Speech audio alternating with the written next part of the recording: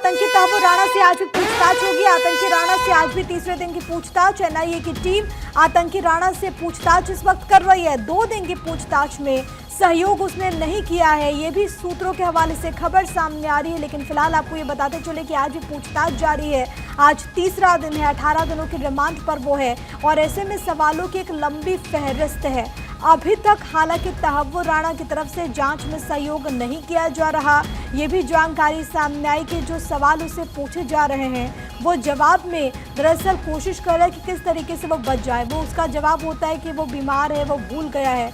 लेकिन सबसे बड़ी बात है कि उम्मीद इस बात को लेकर के कि इन दिनों में यानी कि रिमांड की इस पूरी अवधि में तहव्वुर राणा 26/11 मुंबई हमले का मास्टरमाइंड कुछ अहम खुलासे करे और उसके खुलासे के जरिए कहीं ना कहीं सरहद पार से जो क्या साजिश रची गई उससे जुड़े हुए कई तार जो हैं वो सामने आने की उम्मीद है। मेरे साथ अक्षय राय मेरे सहयोगी तमाम जानकारी के साथ लाइव कनेक्टेड हैं। अक्षय, आज तीसरा दिन, आज भी पूछताछ जारी है। इससे पहले खबर ये सामने आई कि कल और परसों कई घंटों की यहाँ पर पूछताछ हो चुकी है। तहव्वुर राणा जांच में सहयोग नहीं कर रहा, ये भी जानकारी सामने आई है। लेकिन आज को लेकर के क्या अपडेट्स हमारे पास अभी तक?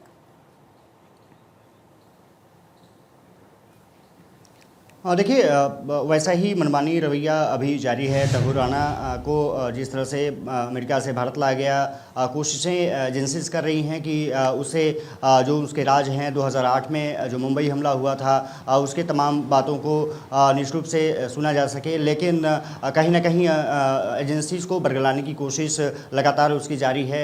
सबसे बड़ी बात ये रही है कि एजेंसीज के जो नेतृत्व में पूछताछ करता हैं जया राय, उन्होंने भी लगातार उससे बात करने की कोशिश की, उससे तमाम सबूतों को इकट्ठा करने की कोशिश की। लेकिन तबीयत का हवाला दे करके वो बचने की कोशिश कर रहा है। कहीं ना कहीं निश्चित रूप से कह सकते हैं कि शातिर आतंकी है।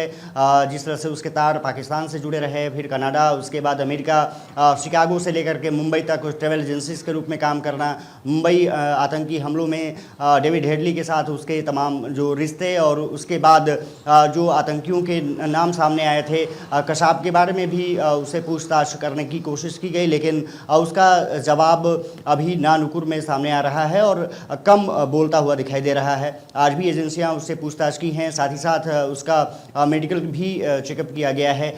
लेकिन अभी तक उसने कुछ ऐसे राज अभी तक नहीं बताए हैं जिससे कि एजेंसी आगे जो अपने सवालों को पूछ सके। सबसे बड़ी बात ये रही है कि उसने कुरान और पेन पेपर्स मांगे थे, उसको एजेंसीज ने उपलब्ध करा दिए हैं। वो स्पेशल सेल में रखा गया है और एजेंसीज के अधिकारी लगातार कोशिश कर रहे हैं कि उससे जो सवालों की एक बार जरा दर्शकों की सहूलियत के लिए आप ये बता दीजिए कि तहव्वुर राणा से किन सवालों के जवाब चाहती है एनआईए की टीम और इस पूरे मामले में क्या कुछ अहम खुलासा होने की उम्मीद?